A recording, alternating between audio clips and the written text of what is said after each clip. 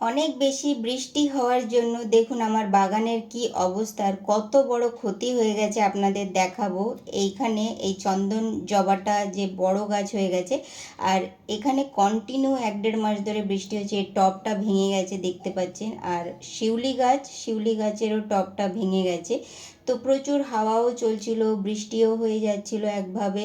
আর কিছু করা যাবে না, মানে বৃষ্টির সময় আপনি তো কিছুই করতে পারবেন না যখন বৃষ্টি হচ্ছে অনেক বেশি। তো এগুলো ন্যাচারালভাবে হচ্ছে, মানে ভগবান করছে যেটা সেটা তো সহ্য করতেই হবে।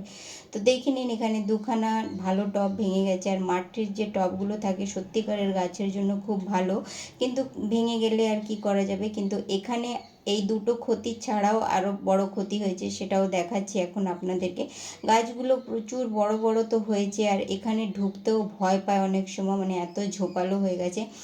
4 ফিট 5 ফিট হাইট হয়ে গেছে টবের গাছের সাইজ, বুঝতে পারছেন তাহলে কতটা বড় হয়ে গেছে। তাছাড়া ক্ষতি আরও দুটো দেখাবো, সেই দুটো ক্ষতি আপনারা দেখেই ভাববেন যে সত্যিকারেরই দিদি বলছে যেটা। কারণ কি, এত বড় বড় আর পুরনো গাছ যখন বৃষ্টিতে এত বেশি বৃষ্টির জন্য মারা গেছে না, আমার সত্যিকারের অনেক কষ্টও হচ্ছিল। কিন্তু কিছু করার নেই, সময়ের অভাবে যেগুলো হয় হয়তো বাঁচানো যেত, কিন্তু আমার সময় পাচ্ছিলাম না। এটা হলো হলুদ আর সাদা, মানে হলুদ কালারের ফুল, মাঝখানটা সাদা, ভিডিও নিচে দেয়া আছে দেখে নিন। 3 বছর পুরনো গাছ, কোনো নতুন গাছ নয়, কিন্তু তবুও মারা গেছে। আর এটা হলো হলুদের মধ্যে লাল, অনেক পুরনো গাছ, প্রায় 5 বছর পুরনো গাছ, এটাও মারা গেছে। কিন্তু ডাল থেকে চারা তৈরি করা আছে, তো একটুখানি মানে রয়েছে। বড় গাছটা যেটা আছে তার তো করাই আছে। আর এর দুটো টব ভেঙে গেছে।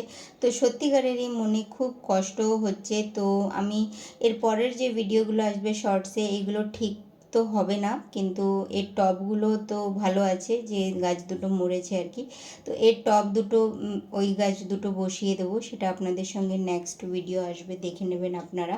আপনাদেরও কি এই বৃষ্টিতে অনেক ক্ষতি হয়েছে অবশ্যই আমাকে জানাবেন।